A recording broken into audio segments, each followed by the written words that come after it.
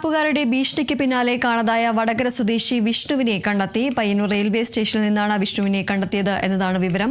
വിവരങ്ങളുമായി റിയാസ് KMR ചേരുന്നു. റിയാസ്, 13-ാം തീയതിയാണ് ഇത്തരത്തിൽ വിഷ്ണുവിനെ കാണാതാകുന്നത്. ഇപ്പോൾ വിഷ്ണുവിനെ കണ്ടെത്തിയിരിക്കുകയാണ്. വിവരങ്ങൾ എന്തൊക്കെയാണ്? വിഷ്ണുവിനെ കണ്ടെത്തിയത് പയ്യന്നൂർ റെയിൽവേ സ്റ്റേഷനിൽ നിന്നാണ്. വടകരയിൽ നിന്നാണ് 8 ദിവസം മുൻപ് ഇക്കഴിഞ്ഞ 13-ന് വിഷ്ണുവിനെ കാണാതായത്.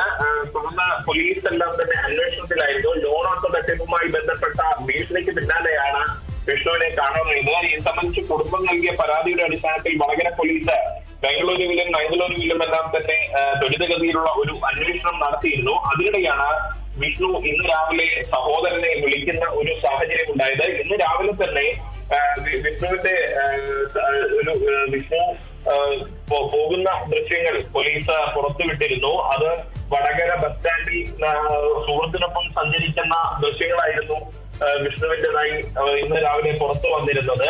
ആ ദൃശ്യങ്ങളെല്ലാം തന്നെ വലിയ തോതിൽ പുറത്തു വരുന്ന ഒരു സാഹചര്യമായിരുന്നു. അതിനിടെയാണ് ഇപ്പോൾ വിഷ്ണുവിനെ പോലീസിന് കണ്ടെത്താൻ കഴിഞ്ഞിരിക്കുന്നത്. കാരണം വിഷ്ണുവിന്റെ സഹോദരനെ വിഷ്ണു രാവിലെ വിളിക്കുകയായിരുന്നു. നേത്രാവതി എക്സ്പ്രസിൽ സഞ്ചരിക്കുന്നതിനിടെയാണ് സഹയാത്രികന്റെ ഫോണിൽ നിന്നും വിഷ്ണു കുടുംബവുമായി സംസാരിച്ചത്. താൻ സുരക്ഷിതനാണ് എന്ന തരത്തിലാണ് കുടുംബത്തിന് സന്ദേശം നൽകിയത് എന്നുള്ള സൂചനകളാണ് നമുക്ക് ലഭിക്കുന്നത്. ഇനിയിപ്പോൾ പയ്യന്നൂർ റെയിൽവേ സ്റ്റേഷനിൽ പോയി വിഷ്ണുവിനെ കണ്ടെത്തി കൊണ്ടുവരിക എന്നൊരു ദൗത്യമാണ് അന്വേഷണ സംഘത്തിന് മുൻപിലുള്ളത്.